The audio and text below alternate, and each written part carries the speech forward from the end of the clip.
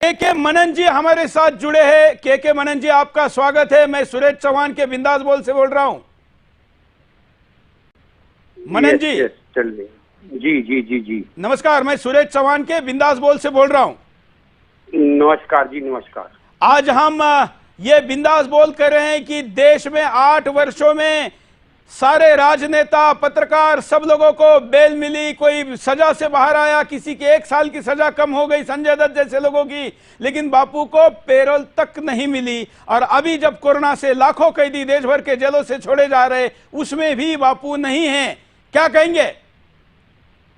मेरा मानना है कि ये प्रेजुडिस है, गवर्नमेंट भी प्रेजुडिस है, जेल अथॉरिटीज भी प्रेजुडिस है, और दिल्ली हाई कोर्ट की हाई पावर कमेटी ने इवन यहाँ तक कहा है कि जो लोग 2 साल से जेल में है मर्डर केस में भी, उनको भी 90 दिन का पैरोल दे देना चाहिए, या सजाए जाब्ता लोग हैं उनको 90 दिन का पैरोल दे देना चाहिए। सुप्रीम कोर्ट ने भी गाइडलाइंस भेजी हैं कि इतना कंजेशन है पेंडेमिक में, जेलों को खाली रखो, और जो जिनको कोविड है उनको इमीडिएटली रिलीज कर देना चाहिए। अगर बापू जी को नहीं करते हैं तो इससे बड़ा अन्याय इस ब्रह्मांड में कभी हो नहीं सकता। ऑलरेडी ये अन्याय तो हो ही रहा है, लेकिन ये अन्याय की पराकाष्ठा की सीमा भी पार हो गई है। बिल्कुल, आपकी बात से मैं सहमत हूँ, और मेरा ख्याल है कि honourable high court, Jodhpur high court को संज्ञान इसका सुओ मोटो लेना चाहिए और उनको तुरंत रिहा करना चाहिए, ताकि वो अच्छे हॉस्पिटल में एडमिट हो सके और उनको फैसिलिटी मिल सके, ताकि उनका जीवन बच सके। सामान्यतः ये देखा गया है कि अब तक जो भक्त है, मतलब मेरा, आप वकील के तौर पर ही, लेकिन उससे ज्यादा एक सक्रिय सज्जन नागरिक के तौर पर मेरा मनन जी आपको ये प्रश्न है कि जब सरकार, न्यायालय, सारे तंत्र से अन्याय होता है तो फिर न्याय मांगने के और भी तरीके तो संविधान देता है ना।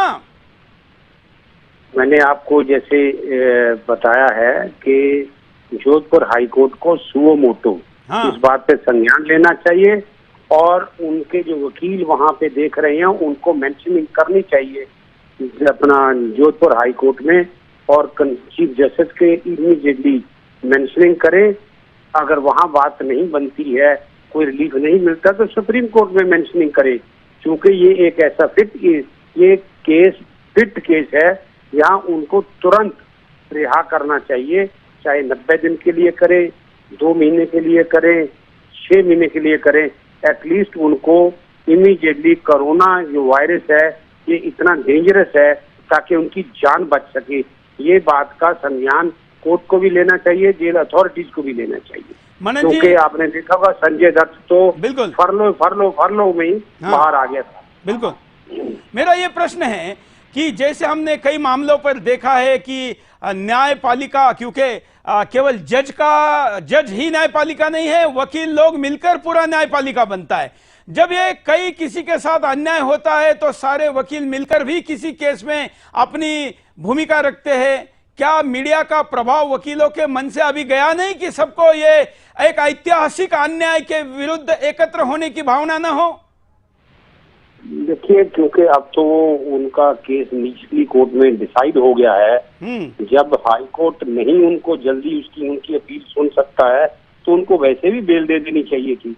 अगर सुनता, क्योंकि 8 साल से ज्यादा है उनको जेल में हो गई हैं, तो इसलिए भी बेल दे देनी चाहिए थी। अब अपील सुन नहीं सकते और बेल दे नहीं रहे हो, इससे बड़ा घनघोर अन्याय और क्या हो सकता है।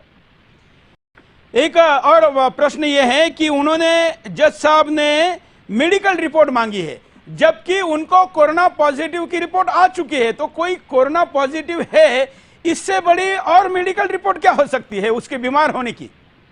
जज साहब को वैसे इस बात का संज्ञान ले लेना चाहिए था, दोबारा रिपोर्ट की जरूरत नहीं थी। और सबसे बड़ी बात यह है कि जो जितने बाकी इनमेट्स है वहां पे, उनको भी खतरा है कोविड से, वो अकेले उनको ही न्याय नहीं दे रहे हैं, उनको बाकियों को भी न्याय दे रहे हैं अगर इनको रिलीज करते हैं इमीडिएटली। बिल्कुल। चलिए मनन जी, आपने समय दिया और आप तो इस केस में पहले से भी रहे हैं। धन्यवाद हमारे साथ जुड़ने के लिए।